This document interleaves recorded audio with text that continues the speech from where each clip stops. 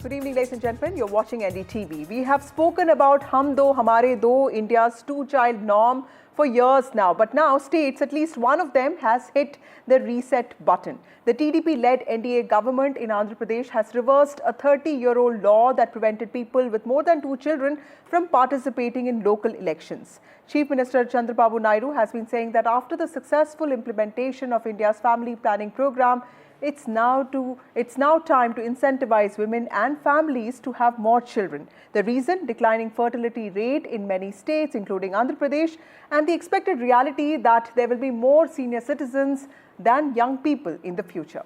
Now, several states have similar policies, especially when it comes to contesting local body polls. While Mr. Naidu has sparked a discussion over India's two-child policy by saying that the country needed to rethink this policy of 2 children, Tamil Nadu Chief Minister M.K. Stalin, a few days ago, highlighted how southern states were losing due to their strict population control policies. Now, is there any merit in any of these arguments that the south of India needs more babies for its safe future? Now, we have to understand that fertility is not a switch that can be turned off and on, and the burden of population or populating the world with more young people so that it functions well in future cannot be at the cost of women's health, both physical and mental. There's also a view that skilling, increasing employability and improving lives of people should be the focus. But declining fertility rate is also a concern, which is why we are discussing this today. And why should anyone be barred from contesting local polls just because he or she has more than 2 children? And how can states deal with various aspects to this challenge of increasing TFR, but also ensuring a better quality of life for all? Has Andhra Pradesh set an example for others to follow? That's what we ask tonight. We have a panel of experts with us, both politicians and also experts. We have Poonam Muthreja, Executive Director of the Population Foundation of India, joining us. We also have Jyotsna Tirunagari of the TDP. We have Sanjana Galrani, who is an actor, and we have Pulla Rao, who's an analyst, joining us. Thank you, all of you, for joining me on this broadcast. Starting with the expert on the show, Dr. Muthreja. The Andhra Pradesh government has done away with a rule that candidates having more than 2 children are ineligible to contest local body polls.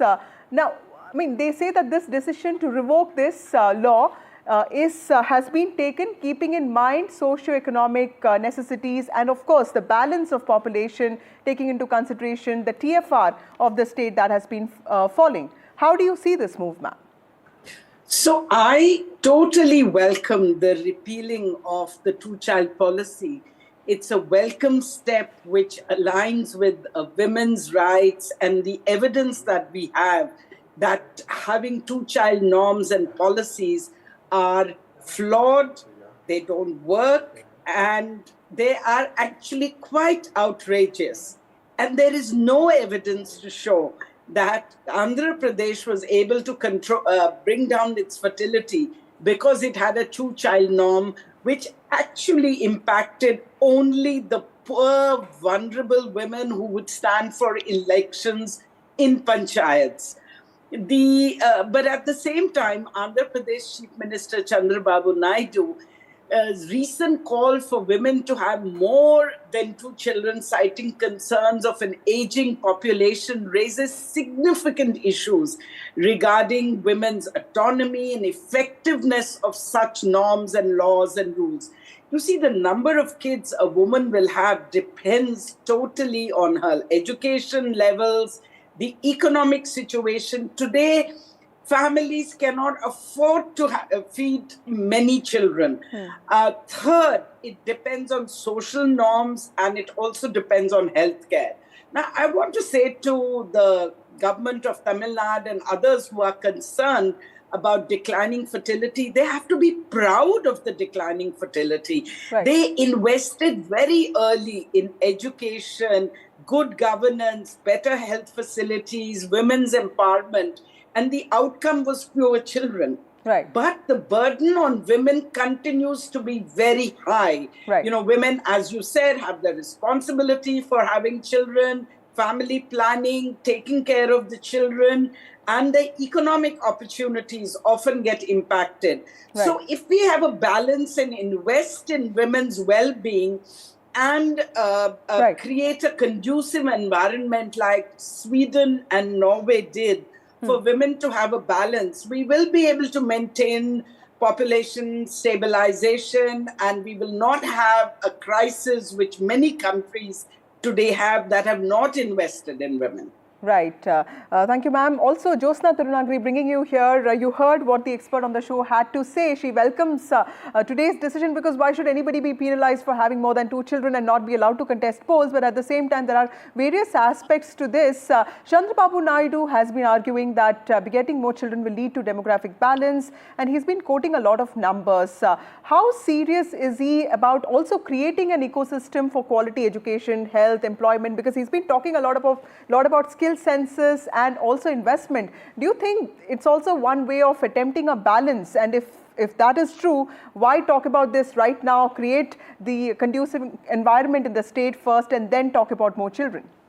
Thank you, Vasudha, and good evening one and all. I think if you think of Chandrababu Naidu Garu, it's always like what the world thinks tomorrow, Babu Garu thinks today. If you remember in 1994 also, when the bill was introduced, I'm not talking about the bill, the 2-child rule was introduced in 1994. Andhra Pradesh then was, I think, one of the most effective states, I would say, which has followed that principle in the rule. And it was to address the concerns of overpopulation then. But we also have to understand, Vasudha, that for the past 3 decades, if I have to quote, the dynamics of Andhra Pradesh, the demographic and socio-economic landscape of Andhra Pradesh has drastically changed.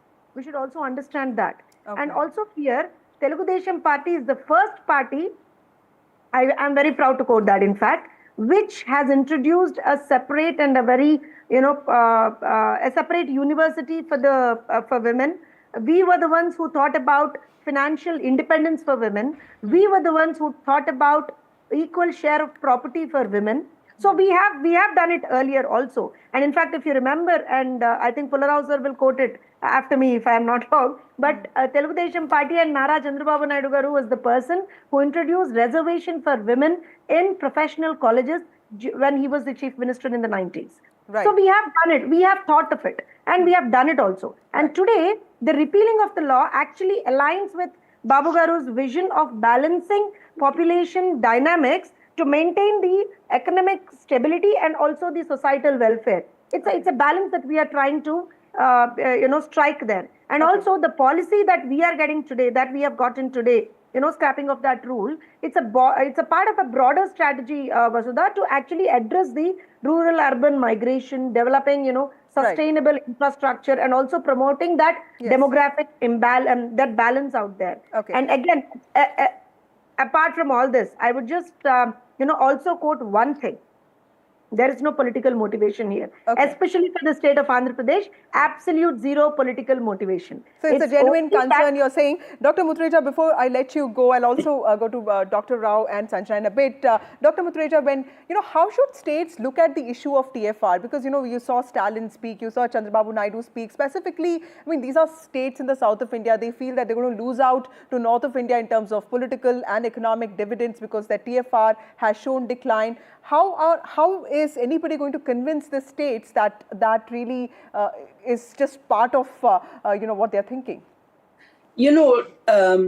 Chandrababu Naidu, the Chief Minister of Andhra Pradesh, is in the best position to work with the current government on finding a balance. Yes, it is very unfair that the southern part of India should lose constituencies because of the delimitation exercise that is going to take place, where the southern part of India, including Andhra Pradesh, have achieved, I'll call it an achievement.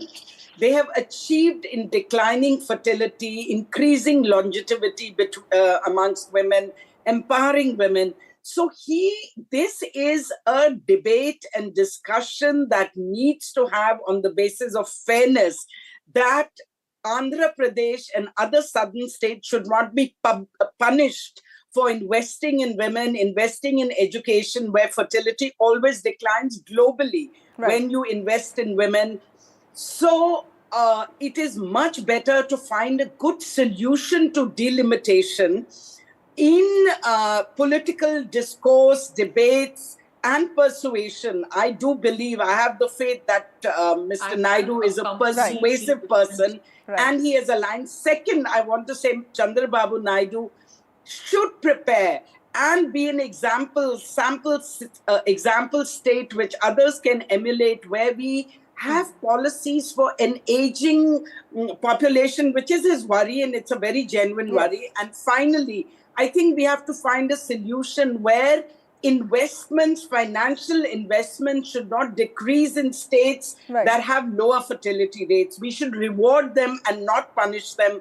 And this is a very, very good those are very important points. Thank you, Dr. Musleja. Let me bring in Sanjana here. Sanjana, I want to ask you a very important question. When experts say that fertility issues are on the rise thanks to change in lifestyle, many of them just keep blaming women for it. What kind of impact does it have on young women, especially the ones who are just graduating or looking for work in the midst of often family and societal pressures? What kind of impact does it have on women and also on families who till now have been told just have 2 children because that is a matter of respect, don't have more than 2 children, and now suddenly there is a need to actually think beyond that? Firstly, my opinion is going to be very straight from the heart, because I'm not belonging to any political party and I don't need to oblige with any politician. I think we are living in a very overcrowded country, and it's a very messed up country when it comes to the architecture, when it comes to the road facilities. I'm not worried about the rich people having 2 kids or 3 kids or 4 kids or 5 kids. I'm really worried about people who are below the poverty line, who are having so many kids. And if you make statements like this that have more and more kids, who will give them the facilities? There are so many poor people who hold BPL cards, and when they want health facilities, there is no bed available in the government hospitals. There's no food available for their kids. There's no proper nutrition available for the kids. So just for the sake of increasing your voter banks, you say, okay, increase the population, we will take care of you, blah, blah, blah, blah. When it comes to delivering, where are these people? And China used to be the topmost populated country in the world. China came up with a very aggressive rule that if you're one couple, you have to have just 1 child, which was such a sensible thing to do. And today, we are leading the chart when it comes to the highest populated country in the world. Where is the pollution led to? Where is the traffic led to? But China is also dealing with older population. It's also dealing, telling women to just have 1 children also is a problem. What is the infrastructure available for us? We have no infrastructure. And if I'm going out from my house from one location to another location just for 2-3 kilometers, it's taking me 2 hours to go because of the traffic, because the population is so high, the vehicles are so high. That's a valid point. Pullarao, before I go back to Jyotsna. We don't have facilities. And how can you just mindlessly say that please have more population? Who will take care of the poor people? Who will give them nutrition? You give limited rice, you give limited dal to them. With the same kind of a food, will you be able to have... there are many genuine concerns in what Chandrababu Naidu is speaking. You have 6 kids. Which politician will give food for all the 6 kids? Let Mr. Pullarao speak on this. Uniforms for all the 6 kids. Mr. Pullarao, is there an economic imperative in Mr. Naidu's thinking? Because, at the end of the day, why should anybody be even disqualified? Why should anyone be disqualified for contesting elections just because he has more than 2 children? So it's actually a good thing that he has done away with that rule, isn't it? Mr. Pullarao? First of all, that was a very archaic, very old idea that you restrict children, they won't contest. It was one of those flop ideas. Just like our friend is quoting the Chinese example, having only 1 child led to female infanticide. The ratio of males to females came to 1,000 to 700 or something. So, with all due respect to Jyotsna ji, who is a very formidable defender of Chandrababu Naidu, I don't want to tangle with her. Basically, Chandrababu Naidu is right. Our population is aging. There may be concerns all over the world. And let me first come to this political worry that seats will be reduced for the South. The Prime Minister has already said, itna sankhya, itna haq nahi hai. We are not going to follow that. Population is equivalent to power. We are not going to follow that. In delimitation for parliamentary constituencies, he has said it very, very clearly. I don't think there need be any fear. The present situation will continue of having the same number of parliament seats. All the worries are really not correct. Now let's come to what Mr. Naidu has said. He is right in that. But there is another way to increase population. You can reduce the number of accidents. 10,000 men, young men, 15,000 are dying every year on Andhra roads. There is mortality, child mortality. Many women are abandoned. There's nobody to care for them. Lakhs of them are abandoned in all our societies now. There's a new change going on there. There is no child care. If somebody would take care of children for working women, as there are creations, other no facilities medical in all these facility. advanced countries, there'll be some kind of incentive for that. So, Right. you know, if Mr. Naidu wants to increase the population because he feels the population is aging, demand will go down, there'll be too many pensioners and all of that, there are other things he can do. And people will not, particularly in Andhra Pradesh, a very interesting kind of social relations, you know, marrying too Right. close, etc., etc. All that he can tackle. And he can take care of health. Population will boost up. And people will be happy not to see their children die at an early age, or Right. even We men. have And seen- you know, we when have you have seen it in- 70, Just a last word from you, ma'am, because you know something that Poonam We also have talked seen about. it and witnessed it. We have seen it and witnessed it that so many trees are being cut down. We don't even have fresh air to breathe. Okay. Pollution is the biggest problem in all the Absolutely. metro cities, Just, and it's going into the you know, do you see, second do you, cities as well. okay, can I do you just envisage, answer? do you envisage So Chandrababu why Naidu don't as you becoming, treat the bigger you know, the problems and voice why of add Indian more South? problems You know, in to some it? ways also. More the number of human beings, more the number of more and more exploitation is happening to Mother Earth, more and more garbage. Okay, There's Jyotsna Tirunagari, last word from you, Can I ma'am. come in, increasing. Vasudha? Yes, Can I please. come in, Vasudha? Yes, please. Thank Let's you. keep the political agendas aside, but is it practical? It's Okay. absolutely not practical. Can I, to increase can I, the Yes, can I, Jyotsna, thank ma'am, you please so speak. much. I understand all the concerns raised by Sanjana ji. I completely understand all the concerns raised by her. And thank you. She said she's not politically motivated and inclined, politically inclined to any political party. So here, let me probably, I'm not trying to convince, but I'm trying to explain to Sanjana ji that it is not a mindless decision. First thing, it is not a mindless decision at all. You have to understand that how can we handle more there are a couple of population when Okay, we let are her not finish, able to please. handle the one current second. population? Let me complete, Let her please. finish, Let me please. complete, please. Let me complete, please. So the government of Andhra Pradesh, looking at the different dynamics of the state in terms of demography, in terms of economic stability, in terms of everything, they have come up to it's just a repealing of law that was long-standing. First thing. Second thing, Vasudha, we have already, even in your scrollings, we see that we are already considering, all the other measures that we have to take in terms of taking care of the population in the state, because we are the ones who have come up with the skill census. Right. We are the ones who are coming up with absolute good healthcare facilities for even to the most rural areas in the state. We are the ones who have, in fact, the recent times itself, we have given almost some hundreds of crores of rupees for just filling the potholes in the state, for the state roads. So I think I addressed the concern that was raised by Pularauji. But and I also still it is not concern that- Okay, I'm completely out of time. I do, as a political person, I do see Chandrababu Naidu also representing the interest of the South here. Completely out of time. Thank you all of you for joining me on this broadcast.